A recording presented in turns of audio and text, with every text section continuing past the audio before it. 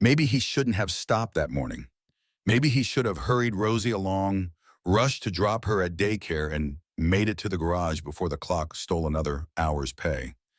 That would have been easier, safer. But the truth, life doesn't give you warnings before it changes everything. Ethan Barnes stood under the old oak tree at Riverway Park, pushing Rosie's swing gently, her giggles like tiny bells cutting through the dawn mist. His eyes, tired and lined from years of late nights fixing engines, softened every time she turned to him asking, "Higher, Daddy." He lived for that sound, that smile, that moment when he could almost believe the weight of overdue bills and empty fridge shelves didn't exist. And then he heard it. A scream, not Rosie's, not a playful shriek, but the sharp, tearing scream of a child in fear. It cut through the crisp morning like a knife. Ethan turned, instinct stronger than exhaustion, stronger than fear, and saw her. A little girl in a pale pink dress, dark curls bouncing, running toward the street. A ball rolled past her feet, and in that split second, a delivery truck turned the corner, tires screeching. Have you ever faced a moment when you knew you couldn't hesitate? Ethan didn't think. He ran. The world narrowed to the sound of his boots slamming against the pavement. Rosie's voice crying behind him, "Daddy!" The truck's horn blared, brakes screaming. Ethan lunged, grabbing the girl around her tiny waist, lifting her just as the truck roared past. So close he felt the heat of the engine against his back. He fell, the girl cradled in his arms, her sobs loud in his ear, her tiny hands clutching his jacket. For a moment there was only silence, the smell of burnt rubber, the shaking of his hands against her small, fragile frame. "Are you okay?" he asked, voice shaking. She nodded, tears streaking her cheeks. "Thank you," she whispered. And then the world crashed back in. Rosie was running toward him, tears on her face. The driver jumped out, yelling apologies, hands trembling. Park goers surrounded them, cameras raised, voices blending into a hum. Ethan looked down at the little girl, at the pale pink dress now dirt-streaked, at the way she clung to his arm as if it were the safest place in the world. He didn't know who she was. He didn't know that her mother was watching from across the street, frozen, her coffee cup slipping from her hand, shattering against the sidewalk. All he knew was that in that moment, nothing else mattered. Stay with me. Because what Ethan didn't know was that this little girl was the daughter of Ava Monroe, one of the city's most powerful CEOs. And what Ethan could never have imagined was that saving her would be the beginning of a truth that would shake both of their lives. He thought he was just a single dad doing the right thing. He thought this moment would pass, that he would walk away, take Rosie's hand, and continue their day. But what she offered him after that moment would shock everyone. Ethan Barnes didn't think of himself as a hero. Heroes wore uniforms or stood on stages, shaking hands with important people, smiling for cameras. Ethan wore grease-stained overalls, hands rough and scarred from years of fixing other people's engines, so he could keep food on the table for a little girl who still called him Daddy in the softest voice. Every morning was a battle against time. The alarm clock screamed at 5 a.m. and he'd whisper to Rosie, "5 more minutes, champ," even though he couldn't afford it. They lived in a small apartment above a laundromat, the walls thin enough to hear the world rushing by while they tried to hold on to their tiny piece of peace. Have you ever felt like the world forgot you, even as you gave it everything you had? That morning after the rescue, Ethan tried to pretend everything was normal. He wiped the dirt from Rosie's shoes, tied her pink laces tight, and kissed her forehead, whispering, "You're my brave girl." She smiled, the gap where her front tooth used to be making her look impossibly small, impossibly strong. Then he rushed to the garage, late again, sweat soaking through his shirt before the sun had fully risen. His boss, Mr. Jenkins, waited at the door, arms crossed, eyebrows raised. "Late again, Barnes?" Ethan lowered his head. "I'm sorry, I had to." "You always have to," Jenkins snapped. "You're a good worker, but I can't keep covering for you. One more slip and you're done." Ethan nodded, the weight of that threat pressing against his chest like a stone. He needed this job. Rent was due in 4 days, Rosie's lunch account at school was empty, and the fridge held more air than food. He couldn't afford to lose this. He couldn't fail her. Not again. But while he tried to focus on the engine in front of him, his hands tightening bolts that didn't matter, the image of that little girl in the park wouldn't leave his mind. Her tears, the way she clung to him, whispering, "Thank you," and the look on the woman's face across the street. Frozen coffee slipping from her grasp, shattering on the pavement as she stared at them. Ava Monroe didn't like being caught off guard. She had built her world on structure, power, and control. CEO of Monroe Technologies, known for her cold negotiations and precise decisions, she wasn't a woman people crossed. But that morning, standing across the street, she felt her world crack, just a little, as she watched a stranger save her daughter. Her daughter Lily was everything to her, the only light in a life of board meetings, empty dinners, and locked office doors. But Ava carried secrets behind her steel gaze, secrets that woke her in the middle of the night. Drenched in sweat, heart pounding with fear, Lily was sick, and no amount of power, money, or control could change that. The doctors told her Lily had a condition that could worsen suddenly, that she needed constant monitoring, careful protection. Ava tried to control it all, wrapping her daughter in layers of safety until Lily begged, "Mommy, please, just let me play." And for once, Ava let go, allowed her to run in the park while she grabbed a coffee across the street. She never expected that the moment she let go would almost take Lily away forever. And she never expected a man like Ethan to be the one who brought her daughter back. When Ava found them in the park, she didn't speak at first. She couldn't. Her eyes locked on Lily, checking every inch of her, brushing dirt from her face, clutching her to her chest. Then her gaze lifted to Ethan, and for a moment, there was something like gratitude in her eyes. But it was gone as quickly as it came, replaced by cold calculation, the armor snapping back into place. "Thank you," she said, voice tight, "but we'll take it from here." Ethan nodded, standing there awkwardly, Rosie's small hand gripping his fingers, both of them watching as Ava swept Lily away as if nothing had happened, as if he was invisible again. But that wasn't the end. Because the next day, Ava Monroe showed up at Ethan's garage. Her black SUV pulled up, tires crunching against gravel, drawing every eye. She stepped out, heels clicking, sunglasses hiding her gaze. The shop fell silent, the air thick with curiosity. Ethan wiped his hands on a rag, stepping forward, heart pounding. She walked up to him, Lily peeking out from behind her, eyes bright, a small bandage on her knee. Ava took off her glasses, meeting his eyes. "We need to talk." In that moment, Ethan didn't know that the conversation they were about to have would force him to face a past he had buried, a truth that could destroy the small, fragile life he had built. But how could he have known? How could any of us know when one moment, one choice will change everything? Ethan didn't know what to expect when Ava Monroe showed up at his garage. She didn't belong there. The shop smelled of oil, metal, and coffee that had been left too long on the burner. Mechanics moved around her, whispering, tools clinking against the concrete, the air thick with curiosity and fear. She was a shadow of another world, one Ethan had never touched, a world of power, wealth, and unspoken rules.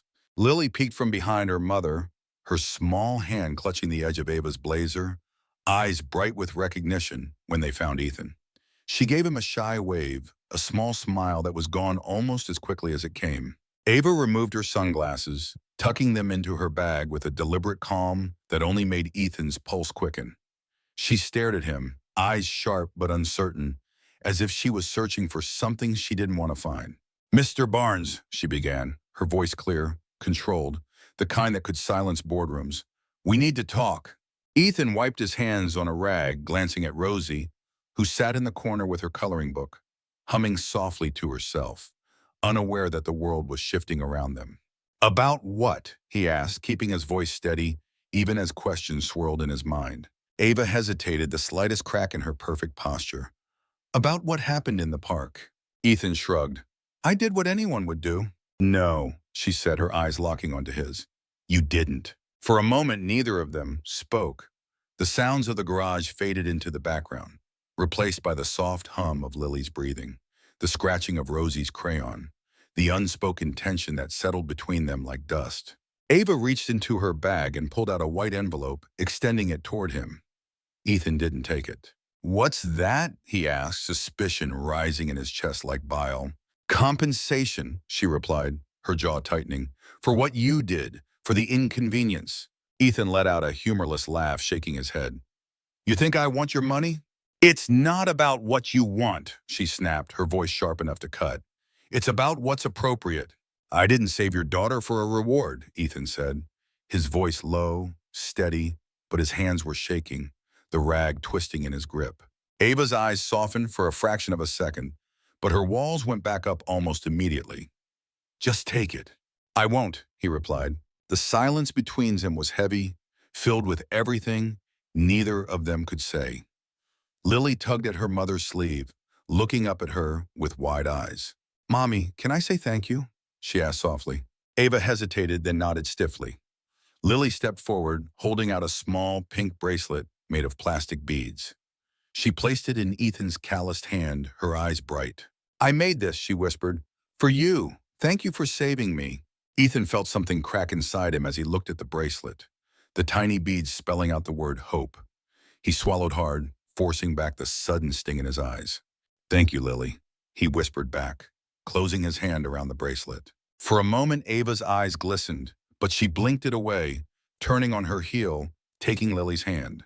"Let's go," she said. But before they could leave, Lily turned back, her voice barely above a whisper. "Will you come visit me sometime?" Ava froze, her back stiffening. Ethan met Lily's hopeful gaze, then looked up at Ava. "That's up to your mother," he said gently. Ava didn't respond. She simply tightened her grip on Lily's hand and walked out of the garage, the door closing behind them with a soft thud that echoed in Ethan's chest long after they were gone. That night, Ethan couldn't sleep. He sat at the kitchen table, the bracelet on the table in front of him, Rosie asleep in the next room, her soft snores a reminder of everything he had to lose. His mind raced with thoughts he couldn't quiet. Why had Ava really come? Why did she look at him with that strange mixture of gratitude and fear? He didn't know that across the city, Ava sat in her office staring at a photograph on her desk. A photograph of Lily as a baby, wrapped in a pink blanket, her eyes wide and curious. Her hand hovered over the frame, trembling as memories she had buried clawed their way to the surface. Lily's father had been a man Ava thought she loved, a man who promised her the world and left her with a child and a mess of lies. He had stolen from her, betrayed her, and vanished, leaving her to clean up the wreckage alone. But what Ava didn't know then was that the designs he had stolen from her company weren't his to give. They belonged to someone else. To Ethan. Years ago, before Rosie was born, before the weight of life settled on his shoulders, Ethan had designed a new engine system that could change the industry. He had shared it with his brother, trusting him, believing in family.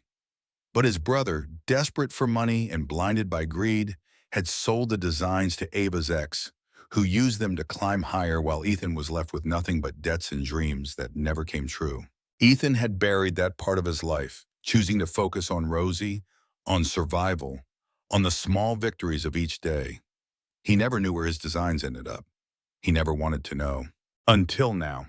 Because when Ava came back to the garage 2 days later, her face pale, her eyes filled with a fear she couldn't hide, Ethan knew the past he had tried to forget was back. "I need your help," she said, her voice breaking. Ethan crossed his arms, his jaw tightening. "Why would I help you?" "Because," she whispered, tears finally slipping down her cheeks. "Lily needs you." Those words struck Ethan like a blow. "What do you mean?" Ava sank into a chair, her hands shaking as she covered her face. When she finally looked up, her eyes were red, raw with a truth she could no longer keep hidden. "Lily is sick," she said, her voice barely audible. "She needs a surgery that is dangerous, and she's scared. She trusts you. She wants you there." Ethan's heart twisted, the memory of Lily's small arms around his neck in the park flashing before him. "Why me?" he asked, his voice rough. "Because she thinks you're her hero," Ava whispered. Ethan looked at the bracelet on his wrist, the word hope glinting in the dim light of the garage. He closed his eyes, taking a deep breath, the weight of everything pressing down on him. "Please," Ava said, her voice cracking. I know I don't deserve your help, but I'm begging you. Ethan opened his eyes looking at her, seeing not the CEO everyone feared, but a mother, desperate and terrified, trying to save her child. And in that moment, Ethan realized that this wasn't about the past or stolen designs or the years he had lost. It was about a little girl who believed in him, a little girl who needed him. And Ethan Barnes, a single dad who had spent his life fighting battles he never chose, made a decision that would change everything. He would help. The hospital smelled like antiseptic and fear. Ethan had never liked hospitals. They reminded him of the night he lost Emily, Rosie's mother, when promises of forever turned into empty rooms and unanswered prayers. But as he stood in the hallway, clutching the small bracelet that spelled hope, he knew he couldn't run from this. Not when a little girl was waiting. Lily's room was small, filled with machines that hummed softly, lights blinking like tiny beacons in the dark. She looked even smaller in the hospital bed, her curls spread across the pillow, eyes tired but brightening when they saw him. "You came," she whispered, her smile fragile but real. Ethan nodded, stepping closer, his heart tightening as she reached out a tiny hand. He took it, feeling the warmth of her fingers, the trust in her grip. "Are you scared?" he asked softly. She hesitated, then nodded, her eyes glistening. "A little." He knelt beside her, letting her see the fear in his own eyes, the fear he had carried for years, the fear of losing, of failing, of not being enough. "Me too," he admitted. She giggled, the sound soft but bright, like a chime in the dark. "But you're a hero," she said. Ethan swallowed, blinking back tears. "Heroes get scared too." Outside the room, Ava stood watching, her arms wrapped around herself, eyes red, the mask of the CEO slipping, revealing the mother underneath. She had spent so long being strong, being unyielding, believing that control was the only way to protect Lily. But in that moment, watching Ethan hold her daughter's hand, she realized that sometimes strength meant letting someone else in. The doctor entered, nodding to Ava. It was time. As they wheeled Lily toward the operating room, she held onto Ethan's hand, refusing to let go until the last possible moment. "Will you be here when I wake up?" she asked, her voice trembling. "I'll be right here," he promised. And as the doors closed, Ethan stood beside Ava, the silence between them heavy with shared fear. Hours passed like years. The clock on the wall ticked loudly, each second a reminder of the fragility of everything they held dear. Ava sat, her hands clasped, head bowed, silent tears slipping down her cheeks. Ethan sat beside her, staring at the bracelet on his wrist, the word hope catching the harsh fluorescent light. "I didn't know," Ava whispered suddenly, her voice raw. Ethan looked at her. "I didn't know the designs were yours," she continued, her hands trembling. "If I had known, I would have—" "It doesn't matter," Ethan said, shaking his head. "What's done is done." "But it does matter," Ava insisted, lifting her gaze to meet his. "You lost everything because of it." Ethan sighed, closing his eyes for a moment. "I didn't lose everything. I still have Rosie. I still have this moment." They fell into silence again, the weight of unspoken apologies and forgiveness hanging between them. Then the doctor emerged, his mask pulled down, a tired but relieved smile on his face. "She's stable," he said. "The surgery went well." Ava let out a sob, covering her mouth with her hands, tears streaming down her face. Ethan felt his knees weaken, a rush of relief flooding through him as he closed his eyes, whispering a silent thank you to the universe. When they were finally allowed into Lily's room, she was asleep, pale but breathing steadily. A soft beeping from the monitor, the most beautiful sound Ethan had ever heard. Ava stood by her daughter's side, brushing a curl from Lily's forehead, her shoulders shaking with silent cries. Ethan placed a hand on her shoulder, steadying her. She turned to him, eyes glistening, and for the first time she didn't try to hide her tears. "Thank you," she whispered. He nodded, unable to find words that could carry the weight of that moment. In that small, sterile room, with machines humming softly and the scent of antiseptic in the air, two people who had lost so much found something they didn't know they needed: hope. And as Ethan looked down at Lily, at the small bracelet on his wrist, he realized that sometimes It's the smallest hands that hold the power to heal the deepest wounds. This wasn't the end. This was the beginning of something neither of them had expected.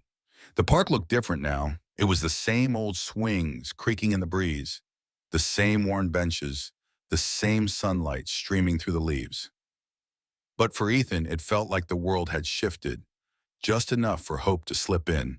Rosie ran ahead, her laughter ringing out, her small shoes kicking up leaves as she chased Lily, who was still a little slower, still healing, but laughing too. Their giggles mixed with the rustling of trees, reminding Ethan of everything he almost lost and everything he had found. Ava sat on a nearby bench, watching her daughter with soft, tired eyes. Her hair was pulled back, the crisp blazers replaced with a simple sweater. And in that moment, she didn't look like the CEO who commanded boardrooms and silenced crowds. She looked like a mother who was learning to breathe again. Ethan joined her, sitting down, the wood creaking under his weight. For a while they didn't speak, letting the sounds of the children fill the space between them. "She's stronger than I ever was," Ava finally said, her voice quiet, eyes following Lily's every step. "She gets it from you," Ethan replied, surprising himself. Ava smiled, a soft, genuine smile that touched her eyes. "Maybe she gets it from both of us." They watched as Lily stumbled, Rosie immediately reaching out to steady her, tiny hands gripping tightly. Lily's laughter bubbled up, echoing across the park. Ethan looked down at his wrist, at the pink bracelet with the word hope spelled out in shaky letters. The beads worn now from days of being touched, held, and remembered. He thought about the moments that had brought him here. The scream in the park, the fear, the hospital waiting room, the tears they both tried to hide. And he realized that sometimes family isn't just about blood or names on a paper. Sometimes it's about the people who choose to stay, the ones who step in when the world falls apart, the ones who remind you that you're not alone, no matter how heavy the days get. Ava turned to him, her eyes serious but warm. "I don't know what the future looks like, Ethan," she said, "but I know I don't want Lily to grow up thinking she has to face it alone." Ethan nodded, swallowing past the tightness in his throat. "Neither do I."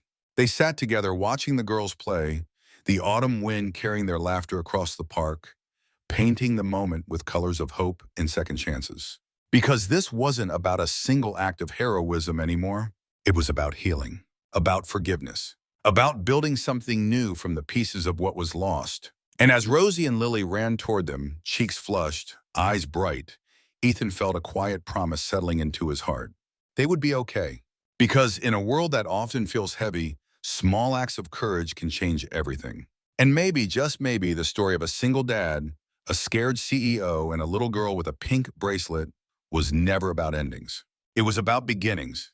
If this story touched you, share it with someone who needs to believe in hope again, and join our story family, where courage, kindness, and love always find a way. Stay with us, because our next story will remind you, you are never alone.